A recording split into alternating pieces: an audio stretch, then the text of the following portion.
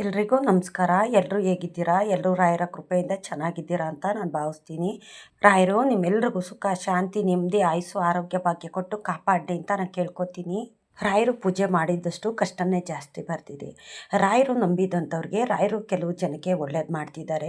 ಆದರೆ ನಾನು ಭಕ್ತಿಯಿಂದ ರಾಯರ ಪೂಜೆ ಮಾಡ್ತಾಯಿದ್ದೀನಿ. ರಾಯರು ನನಗೆ ಒಳ್ಳೇದು ಮಾಡ್ತಿಲ್ಲ. ಆದರೆ ಇನ್ನೊಬ್ಬರು ಕೆಲವರು ರಾಯರ ಪೂಜೆ ಮಾಡ್ತಿದ್ದಾರೆ, ಅವ್ರಿಗೆ ಒಳ್ಳೆಯದೇ ಆಗ್ತಿದೆ. ಅವ್ರಿಗೆ ಬೇಗ ಅನುಗ್ರಹ ಮಾಡ್ತಿದ್ದಾರೆ. ನಮಗೆ ಏನಕ್ಕೆ ರಾಯರ ಅನುಗ್ರಹ ಮಾಡ್ತಿಲ್ಲ? ನಾನೇನಂಥದ್ದು ಮಾಡಿದ್ದೀನಿ? ನಾನು ಅವ್ರ ಥರನೇ ಪೂಜೆ ಸೇವೆ ಅಂತ ಮಾಡ್ತಾಯಿದ್ದೀನಿ. ರಾಯರು ನನಗೆ ಒಳ್ಳೇದು ಮಾಡ್ತಿಲ್ಲ. ನಾನೇನೇ ಒಂದು ಕೆಲಸ ಮಾಡ್ತಿದ್ರು ಅದರಲ್ಲೇ ಸೋಲು ಅನ್ನೋದು ಬರ್ತಿದೆ. ಮತ್ತು ಮನೆ ಪರಿಸ್ಥಿತಿ ಆಗಿರ್ಬೋದು, ಮತ್ತು ಆರೋಗ್ಯ ಸ್ಥಿತಿ ಆಗಿರ್ಬೋದು, ಯಾವುದು ಅಷ್ಟೇ ಚೆನ್ನಾಗಿಲ್ಲ. ನಾನು ಕಷ್ಟಪಟ್ಟು ದುಡಿತಾ ಇದ್ದೀನಿ. ಮನೆಯಲ್ಲಿ ಕೂತ್ಕೊಂಡು ನಾನೇನು ಸುಖ ಅನ್ನೋದು ನಾನು ಅನುಭವಿಸ್ತಾ ಇಲ್ಲ. ಹೊರಗಡೆ ಹೋಗಿ ನಾನು ಕಷ್ಟಪಟ್ಟು ದುಡಿತಾ ಇದ್ದೀನಿ. ಆದರೂ ಮನೆ ಪರಿಸ್ಥಿತಿ ಆಗಿರ್ಬೋದು, ಆರೋಗ್ಯ ಸ್ಥಿತಿ ಆಗಿರ್ಬೋದು, ಯಾವುದು ಅಷ್ಟೇ ಚೆನ್ನಾಗಿಲ್ಲ. ಮತ್ತು ನಾವು ಅಂದ್ಕೊಂಡಿದ್ದು ಯಾವುದು ಅಷ್ಟೇ ಈಡೇರ್ತಿಲ್ಲ. ರಾಯರಿಗೆ ಏಂತಿಗೆ ನಮ್ಮ ಮೇಲೆ ಕೋಪ ಬಂದಿದೆಯಾ? ಏಂತಿಗೆ ರಾಯರನ್ನ ಹಿಂದೆಯಿಂದನೂ ಸುಮಾರು ದಿವಸದಿಂದನೂ ನಾನು ಪೂಜೆ ಮಾಡ್ತಾ ಬರ್ತಿದ್ದೀನಿ. ರಾಯರು ನಮ್ಗೆ ಒಳ್ಳೇದು ಮಾಡ್ತಿಲ್ಲ ಅಂತ ಸುಮಾರು ಜನದಲ್ಲಿ ಒಂದು ಭಾವನೆ ಅನ್ನೋದಿದೆ. ಏಕೆ ಅಂತಂದರೆ ಅವ್ರ ಕಷ್ಟನ ಅವರು ಹೇಳ್ಕೊತಾರೆ. ಅವರು ಇನ್ನು ಕೆಲವ್ರಿಗೆ ರಾಯರು ಪೂಜೆ ಮಾಡ್ತಿದ್ದಾರೆ, ಅವ್ರಿಗೆ ಬೇಗ ಅನುಗ್ರಹ ಮಾಡಿದ್ದಾರೆ. ಅವರು ಸುಮಾರು ದಿವಸದಿಂದನೇ ಏನು ಪೂಜೆ ಮಾಡ್ತಿಲ್ಲ, ರೀಸೆಂಟಾಗಿ ಅವರು ಪೂಜೆನ ಸ್ಟಾರ್ಟ್ ಮಾಡ್ಕೊಂಡಿದ್ದಾರೆ. ಅವ್ರಿಗೆ ರಾಯರು ಅನುಗ್ರಹ ಮಾಡಿದ್ದಾರೆ ಅಂತ ಕೆಲವರು ಕೇಳ್ತಾರೆ. ಏಕೆ ಅಂತಂದರೆ ಎರಡು ವಿಧಾನದಲ್ಲೂ ಇರ್ತಾರೆ. ಒಬ್ಬರು ತುಂಬ ದಿವಸದಿಂದ ಪೂಜೆ ಮಾಡ್ತಾಯಿದ್ದೀವಿ, ನಮ್ಗೆ ಒಳ್ಳೇದಾಗ್ತಿಲ್ಲ. ಇನ್ನು ಕೆಲವರು ರೀಸೆಂಟಾಗಿ ಇವಾಗ ಪೂಜೆನ ಸ್ಟಾರ್ಟ್ ಮಾಡ್ಕೊಂಡಿದ್ದಾರೆ, ಅವ್ರಿಗೆ ರಾಯರ ಅನುಗ್ರಹ ಮಾಡ್ತಿದ್ದಾರೆ. ಇದು ಹೇಗೆ ಇದು? ರಾಯರಿಗೆ ಏಂತಕ್ಕೆ ನಮ್ಮ ಮೇಲೆ ಇಷ್ಟೊಂದು ಕೋಪ? ಒಬ್ರಿಗೊಂಥರ ಅನುಗ್ರಹ ಮಾಡ್ತಾರಲ್ಲ ಅಂತ ಸುಮಾರು ಜನ ಮನಸ್ಸಲ್ಲಿ ಈ ಥರ ಒಂದು ಭಾವನೆ ಅನ್ನೋದು ಬರುತ್ತೆ. ಏಕೆ ಅಂತಂದರೆ ಒಬ್ಬ ಮನುಷ್ಯ ಅಂತಂದರೆ ಎಲ್ಲರೂ ಒಂದೇ ಥರ ಇರೋದಿಲ್ಲ. ಈಗ ಒಂದು ಕೈಯಲ್ಲಿ 5 ಬೆರಳಿದ್ದಾವೆ ಅಂದರೆ 5 ಬೆರಳು ಒಂದೇ ಸಮ, ಒಂದೇ ಸೈಜು, ಒಂದೇ ಗಾತ್ರದಲ್ಲಿ ಯಾವುದು ಅಷ್ಟೇ ಇರೋದಿಲ್ಲ. ಈಗ ಮನೆಯಲ್ಲಿ 4-5 ಜನ ಇರ್ತಾರೆ ಅಂದರೆ 4-5 ಜನನೂ ಒಂದೇ ಥರ ಇರೋದಿಲ್ಲ. ಒಬ್ಬೊಬ್ಬರು ಮನಸ್ಸು ಒಂದೊಂದು ಥರ ಇರುತ್ತೆ. ಹಾಗೆಯೇ ನಾವು ಮಾಡೋ ದೇವ್ರ ಪೂಜೆಯಲ್ಲಿ ಒಬ್ಬೊಬ್ರಿಗೆ ಒಂದೊಂದು ಥರ ಅನುಗ್ರಹ ಮಾಡೋವಂಥದ್ದು.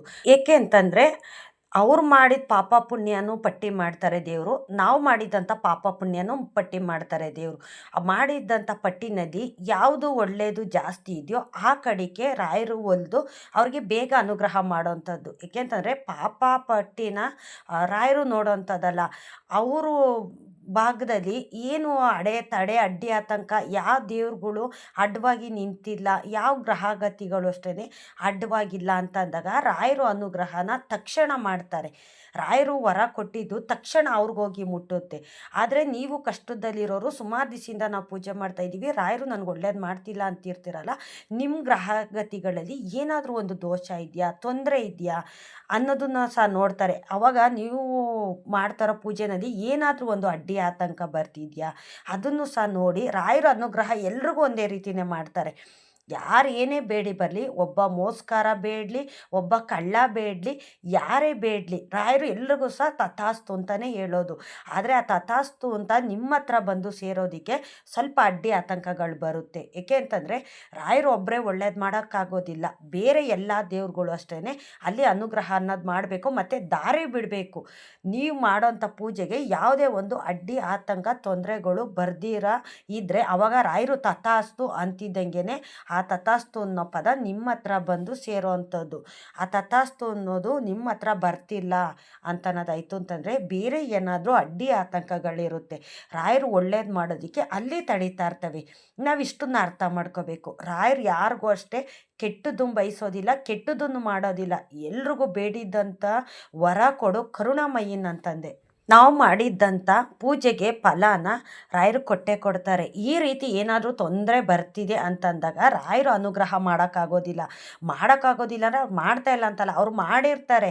ಆದರೆ ಆ ಅನುಗ್ರಹ ನಿಮ್ಮ ಹತ್ರ ಬರೋಕ್ಕಾಗೋದಿಲ್ಲ, ಬೇರೆ ದೇವ್ರುಗಳು ತಡೀತಾ ಇರ್ತವೆ. ಮತ್ತು ನೀವೇನಾದರೂ ಗೊತ್ತಿದ್ದು ಏನಾದರೂ ಒಂದು ತಪ್ಪು ಪಾಪ ಕರ್ಮ ಏನಾದರೂ ಮಾಡಿದರೆ ಅದು ತಡೀತಾ ಇರ್ತವೆ. ಮತ್ತು ಬೇರೆ ದೇವ್ರದ್ದು ಏನಾದರೂ ಒಂದು ಹರಕೆ ಇತ್ತು ಅಂತಂದರೆ, ಬೇರೆ ದೇವ್ರದ್ದು ಏನಾದ್ರು ಒಂದು ದೋಷ ಇತ್ತು ಅಂತಂದರೂ ಸಹ ಅದನ್ನು ಅಲ್ಲೇ ತಡೀತಾ ಇರ್ತವೆ. ಈ ಥರ ಎಲ್ಲ ಒಂದು ಸಮಸ್ಯೆ ಆಗ್ತಿರುತ್ತಲ್ಲ, ಆವಾಗ ರಾಯರು ಅನುಗ್ರಹ ಮಾಡೋಕ್ಕಾಗ್ತಿರೋದಿಲ್ಲ. ಅದು ಅಲ್ಲಲ್ಲೇ ತಡೀತಾ ಬರ್ತಿರುತ್ತೆ. ನೀವು ಆವಾಗ ಅರ್ಥ ಮಾಡ್ಕೊಳ್ಳಿ. ರಾಯರು ನಿಮಗೆ ಸೂಚನೆ ಅನ್ನೋದು ಕೊಡ್ತಾರೆ. ಕನಸಿನಲ್ಲಾಗಿರ್ಬೋದು, ಇಲ್ಲ ಬೇರೆ ಏನಾದರೂ ಒಂದು ರೀತಿಯಲ್ಲಿ ಸೂಚನೆ ಅನ್ನೋದು ಕೊಡ್ತಾರೆ ರಾಯರು. ನಿನಗೆ ಇಲ್ಲಿ ತೊಂದರೆ ಬರ್ತಿದೆ, ಇದನ್ನು ನೀನು ಸರಿ ಮಾಡ್ಕೊ, ನಂತರ ನಾನು ನಿನಗೆ ಅನುಗ್ರಹ ಮಾಡ್ತೀನಿ ಅಂತ ರಾಯರು ಸೂಚನೆ ಕೊಡ್ತಾರೆ. ಕೆಲವ್ರಿಗೆ ಅರ್ಥ ಆಗುತ್ತೆ ಅದು, ಕೆಲವ್ರಿಗೆ ಅರ್ಥ ಆಗೋದಿಲ್ಲ. ಏಕೆ ಅಂತಂದರೆ ನಾವು ಕನಸಿನಲ್ಲಿ ಬಂದಿದ್ದನ್ನೆಲ್ಲ ಬೆಳಿಗ್ಗೆ ನೆನಪು ಕೆಲವು ಆಗುತ್ತೆ, ಕೆಲವು ನೆನಪಾಗೋದಿಲ್ಲ. ನೆನಪಾಗೋದನ್ನ ಯಾರಾದರೂ ಗೊತ್ತಿರೋಂಥವ್ರ ಹತ್ರ ಕೇಳ್ತೀವಿ ನಾವು, ಈ ಥರ ಆಯಿತು, ಈ ಥರ ಆಯಿತು ಅಂತ. ಗೊತ್ತೇ ಆಗಲಿಲ್ಲ ಅಂತಂದರೆ ಅದನ್ನ ಅಲ್ಲಿಗೆ ಮರ್ತು ಬಿಡ್ತೀವಿ. ಆದರೆ ರಾಯರು ಮಾತ್ರ ಸೂಚನೆ ಅನ್ನೋದು ಕೊಟ್ಟಿರ್ತಾರೆ. ಅದು ನಾವು ಅರ್ಥ ಮಾಡಿಕೊಂಡು ಏನಕ್ಕಿದೆ ಈ ಥರ ಆಯಿತು, ಆವಾಗ ನಿಮ್ಗೆ ಎಚ್ಚರ ಆಗುತ್ತಲ್ಲ, ಎಚ್ಚರ ಆದಾಗ ನೀವು ನೆನಪು ಮಾಡ್ಕೋಬೇಕು. ನೀವು ಅದನ್ನು ನೆನಪಲ್ಲಿ ಇಟ್ಕೊಂಡಾಗ ನಿಮಗೆ ಗೊತ್ತಾಗುತ್ತೆ ಅದು. ಈ ಥರ ಎಲ್ಲ ಒಂದು ಕಷ್ಟ ಬಂದಾಗ ರಾಯರು ಸೂಚನೆ ಕೊಟ್ಟೇ ಕೊಡ್ತಾರೆ. ಮತ್ತು ಬೇರೆ ದೇವ್ರುಗಳ್ದು ಏನಾದರೂ ನಿಮ್ಗೇನಾದ್ರು ಹರಕೆ, ಇನ್ನೊಂದು ಮತ್ತೊಂದು ಏನಾರು ಇತ್ತು ಅಂತಂದರೂ ಸಹ ಬೇರೆ ದೇವ್ರುಗಳು ಸಹ ನಿಮ್ಮ ಕನಸಿನಲ್ಲಿ ಬಂದು ಸೂಚನೆ ಅನ್ನೋದು ಕೊಡ್ತಾರೆ. ನಿಮ್ಗೆ ಒಳ್ಳೇದಾಗೋದಕ್ಕೆ ಕಷ್ಟಗಳು ಬರ್ತಿದೆ ಅಂತಂದರೆ ರಾಯರು ಸೂಚನೆ ಕೊಟ್ಟು ನಿಮಗೆ ಇದನ್ನೆಲ್ಲ ಪರಿಹಾರ ಮಾಡಿ ನಿಮ್ಮ ಕಷ್ಟನೆಲ್ಲ ದೂರ ಮಾಡೋವಂಥದ್ದು. ನಾವು ಕೇಳ್ಕೊತೀವಿ, ರಾಯರೇ ಅವರು ಇವಾಗ ಪೂಜೆನ ಸ್ಟಾರ್ಟ್ ಮಾಡಿದ್ದಾರೆ. ರಾಯರು ಫೋಟೋ ಇಟ್ಟು ಮಠಕ್ಕೆ ಹೋಗಿ ಈಗೀಗ ಪೂಜೆ ಮಾಡ್ತಿದ್ದಾರೆ. ಅವರು ಒಂದು ಸತಿನೂ ಸಹ ಮಂತ್ರಾಲಯಕ್ಕೆ ಹೋಗ್ತಿಲ್ಲ, ಬರೀ ಮನೆಯಲ್ಲೇ ಪೂಜೆ ಮಾಡ್ತಾರೆ.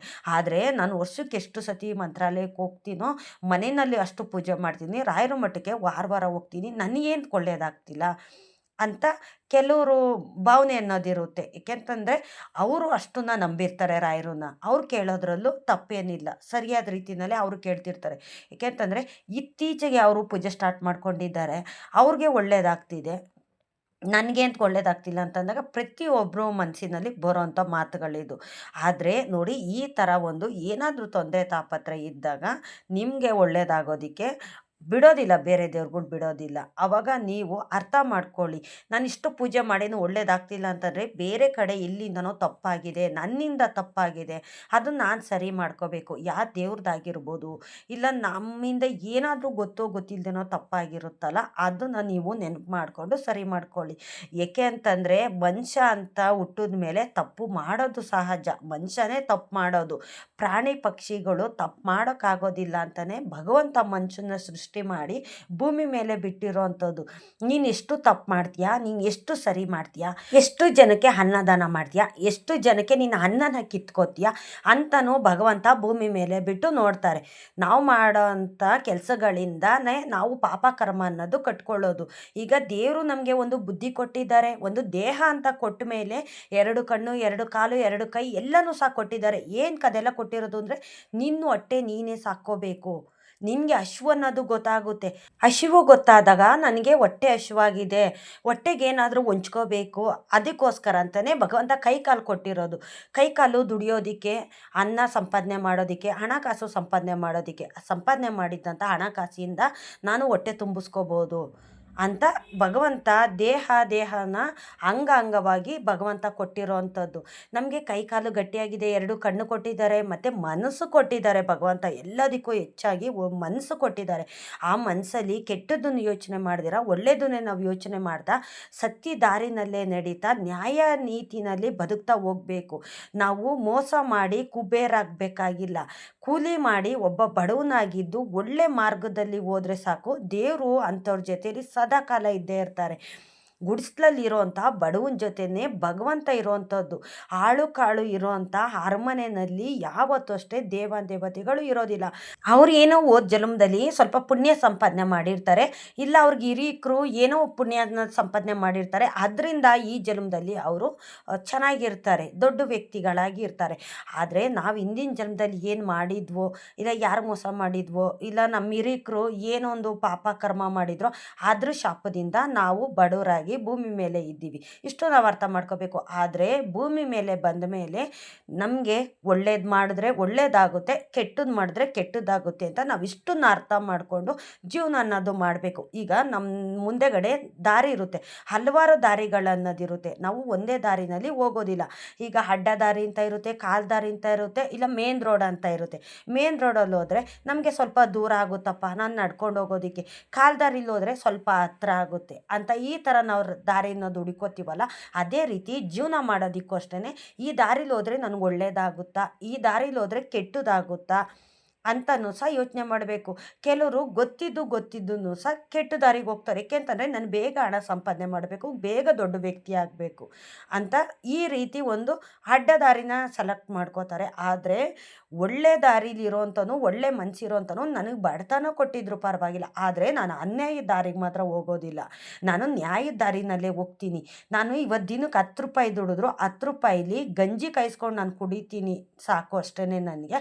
ಆದರೆ ಸಿರಿ ಸಂಪತ್ತು ನನಗೆ ಬೇಡ, ಮೋಸದ ದಾರಿಗೆ ನಾನು ಹೋಗೋದಿಲ್ಲ ಅಂತ ಕೆಲವ್ರು ಈ ರೀತಿನೂ ಯೋಚನೆ ಮಾಡ್ತಾರೆ.